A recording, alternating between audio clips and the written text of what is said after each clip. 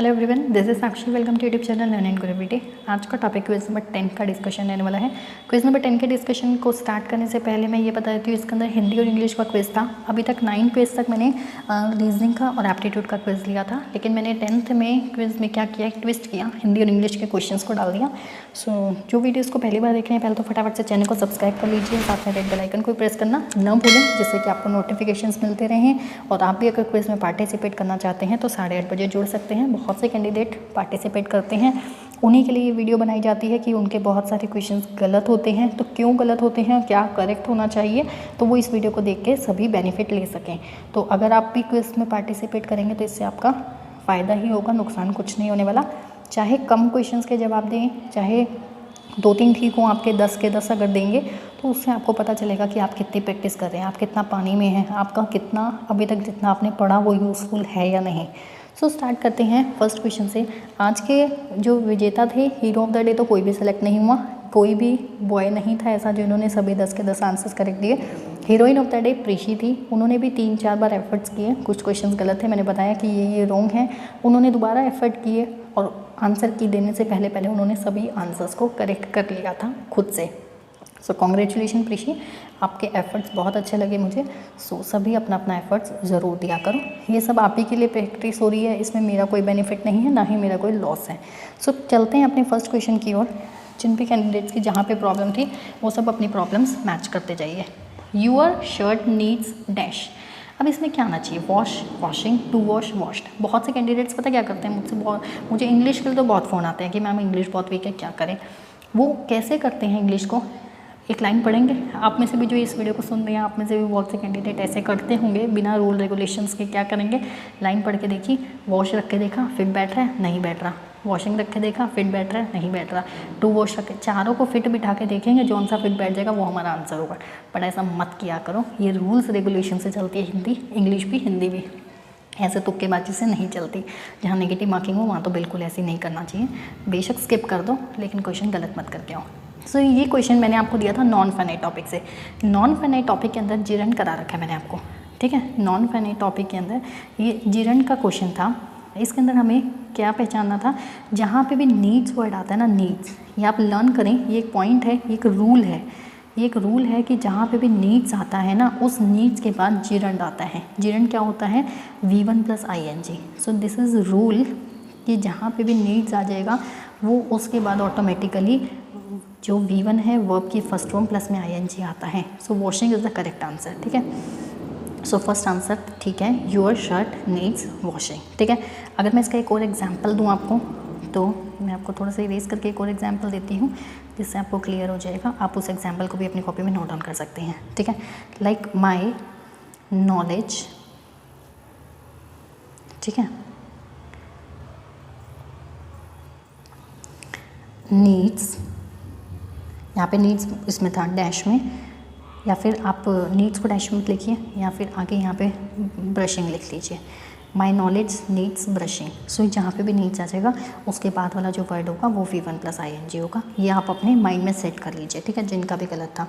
So next question पे बढ़ते हैं। You had better in the room, you had better dash in the room. इसके अंदर क्या एरर होना चाहिए, इसके अंदर भी वही चीज़ मत करना कि हमने बिठा के देखा फिर जो बैठा वही आंसर है, नहीं। You had better. अब देखो हैड बेटर, जो कैंडिडेट्स मुझसे पढ़ते हैं उनको पता होगा, मैंने आपको नॉन फाइनाइट, ये भी नॉन फाइनाइट टॉपिक से था, नॉन फाइनाइट टॉपिक कराया था, उसके अंदर आपको बेयर इन्फिनेटिव कराया था। जिनको नहीं पता वो पहली बार सुन रहे हैं, कोई बात नहीं, सुन लीजिए। उसमें बेयर इन्फिनेटिव क्या होता है, बेयर इन्फिनेटिव होता है सिर्फ V1, सिर्फ वर्ब की फर्स्ट फॉर्म। उसके अंदर मैंने बेयर इन्फिनेटिव में कुछ एक फ्रेजेस लिखवाए थे। अब फ्रेजेस क्या होते हैं, जो अपने आप में, एक आपको सेंटेंस का टॉपिक याद हो, मैंने सेंटेंसेस बताए थे क्या होते हैं, जिनका कंप्लीट सेंस होता है। फ्रेज़ बताया था क्या होता है, जिनका कंप्लीट सेंस नहीं होता। सो कुछ एक फ्रेजेस बताए थे मैंने आपको, उसके अंदर ये फ्रेज़ था हैड बेटर, हैड रेदर, ये था हैड बेटर, हैड रेदर। आप लिख लीजिए वुड बेटर, स्क्रीन पे आपको दिख रहा होगा, वुड बेटर और वुड रेदर, ठीक है। ये 4 फ्रेज होती हैं, had better, had rather, would better, would rather, ये कंप्लीट लिख लेना, ठीक है। तो जब भी ये आते हैं हमारे साथ उसके बाद हमेशा V1 आता है, ये रूल है, this is the rule of non finite के अंदर बेयर इन्फिनेटिव का रूल है। ये यूजेस होते हैं कि जहाँ पे भी ये फ्रेज आ जाते हैं उसके बाद हमेशा ही V1 आता है। तो you had better stay in the room, ये आपको लर्न करने पड़ेंगे रूल्स। अगर आपको एक एग्जाम्पल और चाहिए तो मैं एक एग्जाम्पल और देती हूँ आपको। सो आप एक एग्जाम्पल से और समझिए। ये एग्जाम्पल है वी, ये एग्जाम्पल भी साथ में लिख लीजिए। We had better dash to go, तो यहाँ पे क्या आ गया, हैड बेटर, तो इसके ब्रैकेट में भी क्या आना चाहिए, स्टे। ब्रैकेट में स्टे है, स्टेइंग है, टू स्टे, यही चार ऑप्शंस यही हैं। तो एक ये सेंटेंस का एग्जांपल लिख लीजिए, we had better dash to go, चार ऑप्शंस यही हैं, तो उसमें भी यही आएगा, स्टे। ठीक है, इसका ए करेक्ट था। अगले पे बढ़ते हैं। अगला क्वेश्चन है, ये था प्रेपोजिशन। प्रेपोजिशन फिट करनी थी आपको। मैंने आपको प्रेपोजिशन टॉपिक भी बहुत अच्छे से कराया था। प्रेपोजिशन में हमने पढ़ा था इन प्रेपोजिशन कहाँ यूज़ होती है, ऑन कहाँ होती है, एट कहाँ होती है, इनटू कहाँ होती है, वो सारे प्रेपोजिशंस पढ़े थे हमने। इसके अंदर ये प्रेपोजिशन था, no one has control dash his weakness, किसी का उनकी वीकनेस पे कंट्रोल नहीं था, पे। तो इसके लिए मैंने आपको क्या बता रखा है, किसी का उनकी वीकनेस पे कोई कंट्रोल नहीं था। So no one has control on his weakness. ठीक है, नेक्स्ट पे बढ़ते हैं। नेक्स्ट क्वेश्चन भी प्रेपोजिशन का ही पार्ट था। देखो इसके अंदर आपको प्रेपोजिशन में क्या करना था, dash the corner of the street stood A policeman. अब मैंने आपको बताया रखा है प्रेपोजिशन में कि नियर, एट, बाय, ऑन, ये सब कहाँ यूज़ होते हैं। तो अगर हम सबसे पहले ऑन देखें, ऑन हमारा क्या, ए हमारा ठीक है। अगर हम देखें dash the corner of the street road, on हमारा कहाँ यूज़ होता है, किसी स्टेबल पोजीशन के लिए। मैंने आपको ये बताया हुआ है, to show the stable position of something on something, किसी की पोजीशन जो स्टेबल हो उसको दिखाने के लिए हम ऑन का यूज़ करते हैं। तो क्या यहाँ पे ऑन फिट बैठ रहा है, on the corner of the, बिल्कुल बैठ रहा है, क्योंकि जो कॉर्नर है स्ट्रीट रोड का, स्ट्रीट का जो कॉर्नर है वो तो स्टेबल है ना, वो कहीं हिलेगा तो नहीं। तो वो क्या कह रहा है, on the corner of the street stood A policeman, एक पुलिस वाला जो बंदा है वो खड़ा है कहाँ पे, गली के कोने पे। ठीक है, यहाँ पे अगर हम ये फिट करें, with an umbrella shivering in the rain, तो विद एन अम्ब्रेला, अम्ब्रेला के साथ रेन में, बारिश में, शिवरिंग, कांपता हुआ। सो हमारा फर्स्ट ही फिट बैठ गया, तो A is the correct answer. अगर हम पाँचवें की बात करें, पाँचवें में क्या था, ये आपको अगर याद हो, फिट्स एंड स्टार्ट्स मैंने आपको पहले भी with the help of short tricks कराया था और इसका मतलब भी बताया था, फिर भी बहुत से कैंडिडेट्स ने गलत दिया। अफसोस तो मुझे तब हुआ जब मेरे कैंडिडेट्स जो पढ़ रहे हैं मुझसे वो भी गलत जवाब दे रहे थे इसका, तब मुझे थोड़ा सा दुख लगा कि आप क्या पढ़ रहे हैं ये नहीं समझ आ रहा। फिट्स एंड स्टार्ट को मैंने कराया था, बहुत से कैंडिडेट इसका कंसिस्टेंटली आंसर दे रहे। अरे भैया, कंसिस्टेंट होता है जो चीज़ बिल्कुल कॉन्टिन्यू है। इन हाई स्पिरिट्स का भी वही मतलब है, इंथ्यूस्टिकली का भी यही मतलब है। फिट्स एंड स्टार्ट का मतलब होता है इरेगुलरली, कभी वो चीज़ चल रही है, कभी वो ख़राब है। अगर अब मैं इसको ट्रिक से बताऊंगी ना, आपको एकदम से याद आ जाएगा कि हाँ ये ट्रिक तो बताई गई थी। फिट्स एंड स्टार्ट का मतलब होता है इरेगुलर, ठीक है, डबल आ रहेगा, इरेगुलर। इसको मैंने आपको ट्रिक से कराया था, जब फिट है तो स्टार्ट है, जब फिट है तो स्टार्ट। अगर आपको याद हो, देखो मुझे अभी तक याद है कि मैं ये आपको करा चुकी हूँ और ये पेपर में भी आया हुआ है, ये डी प्लस बी में भी आया हुआ है, ये एक बार एचटेट में भी आया हुआ है, बहुत से पेपर में आ रखा है ये, he works and fits and start. जब फिट है तो स्टार्ट, नहीं तो रुका रहता है, बहुत से कैंडिडेट हैं जिन्होंने बाद में एडमिशन लिया था, अगर वो यहाँ तक नहीं पहुँच पाए मेरे इस वोकैबुलरी सेक्शन तक तो कोई बात नहीं, लेकिन जो यहाँ तक पहुँच पाए हैं उसके बाद उन्होंने गलत जवाब दिया तो गलत बात है। सो इसका बी आंसर करेक्ट है, इरेगुलरली। ठीक है, बड़े हिंदी पे, हिंदी तो बहुत आसान दी थी मैंने, फिर भी हिंदी भी बहुत कैंडिडेट्स गलत किया सबने। ये गुण संधि में बताया गया था, अ प्लस ई जब ए बनता है, तो ये तो हमारा डायरेक्ट था गुण संधि, फिर भी इतने सारे कैंडिडेट्स का गलत जवाब। बस ये है कि ये सारा जितना भी इंग्लिश और हिंदी का सेक्शन है ना, प्रैक्टिस मांगता है, जितनी आप प्रैक्टिस करोगे उतना आपका सही हो जाएगा। अ प्लस ई ए होता है, ये किस भेद को व्यक्त करता है, ये गुण संधि होती है। ठीक है, अतिरिक्त संधि, वृद्धि संधि और यण संधि आप नोट्स में से देख सकते हैं, आपको नोट्स एप्लीकेशन पे प्रोवाइड कर दिए हैं, या मैंने नहीं किया तो मैं कर दूँगी जल्दी ही। सो अगला है दशानन। दशानन किस प्रकार का शब्द है, अब ये चीज़ आपको समझनी थी पहले तो दशानन के बारे में, फिर ऋण क्या होता है, यौगिक क्या होता है, योग ऋण क्या होता है, या इनमें से कोई नहीं। तो ऋण क्या है, ऋण वो शब्द होता है जिसके और अधिक टुकड़े ना किए जा सकें। ऋण क्या होता है, जिसके और अधिक टुकड़े ना किए जा सकें। दशानन में तो हमें दिख रहा है 2 पार्ट्स में डिवाइड है। यौगिक, यौगिक होता है जो दो के सम से मिलके बना हो, एक यहाँ पे और एक यहाँ पे।